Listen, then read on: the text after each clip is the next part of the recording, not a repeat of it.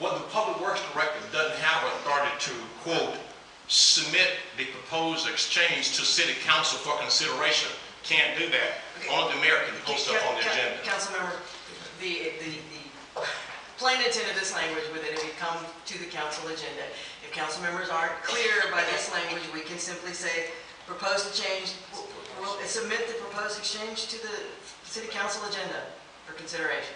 I mean, that was the intent.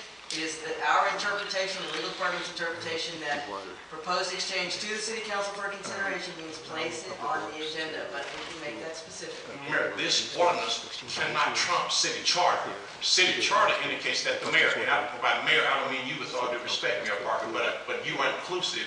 You and mayors going forward does not have to adhere to this particular ordinance, and the charter gives the mayor an exclusive authority to place items on the agenda. Before we get all whipped up, it was the clear, our interpretation, and I don't place things on the agenda. The department send things to me and say, I need this for the agenda.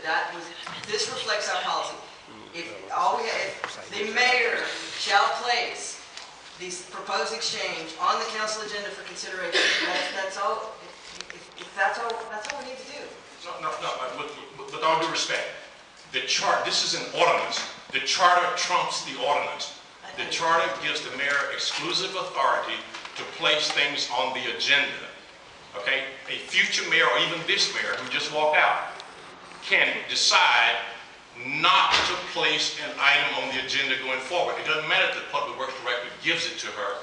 There's not a process in place. It will be absolute derelict, in this council member's view, for us to give up our position as council members as it relates to real estate transactions. I will say more on the item in chief about this issue of real estate and council's ability to stay involved in the particular process. But at this time, this language is not enforceable. It's cosmetic at best, and I would encourage my colleagues not to support this. Thank you. Point of order. Would you defer? Yes.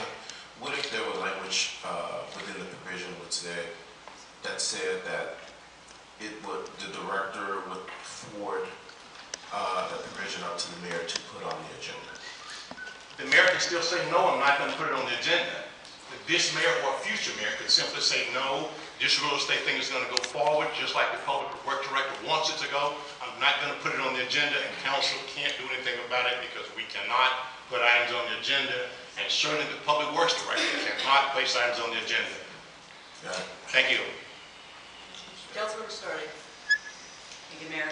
I do have concerns with the amendment and the language, and as a whole concept. When we're giving directors, as the mayor stated, the authority to put things on the agenda, which we do not have that ability to do, and nor does the mayor, it implies that the directors are running the city again, and it's been made very clear to us that the administration had control of this agenda since she took office, the mayor has, and I don't have confidence, and I don't write anything based on one person, and that's been my issue with a lot of the ordinances that we write with regard to, even within human resources. I've stated that we make up job descriptions based on individuals versus on need. We need to look at the city as a whole and run it as a city, run it as a business, and make sure that we are looking at this for the best interest of the city rather than what the intent of any one person may be. We need to focus on this is real estate, it's the taxpayers' real estate, and we need to make sure it's the citizens' real estate, and we make sure that we are taking responsibility. The way it's written now, if an individual council member fails to, if they're out of town, worst case scenario, or they're not available, then it can move forward. So I do not support this at this point. Thank you. Councilmember Last. Thank you, Mayor. I think I may have a unique perspective on these two items in the sense that I was privileged to serve as the council, or the city, the legal counsel to the Joint Referral Committee many years ago. And I think I understand the process as much as anyone possibly can. I see these two sets of amendments as attempting to streamline a potentially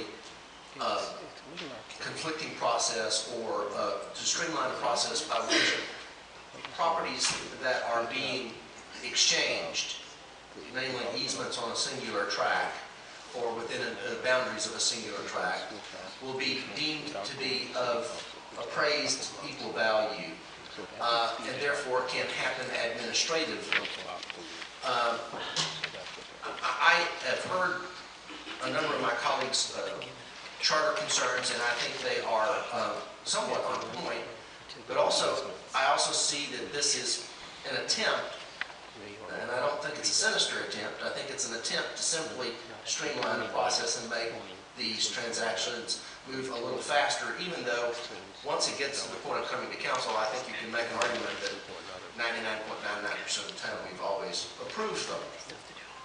That being said, in conversations with former planning director Marlon Gafford this week, one of the question marks that I had in my mind was, what would happen if a council member or any council members or a community finally woke up and said, we don't like the idea of what's happening on this particular tract of land?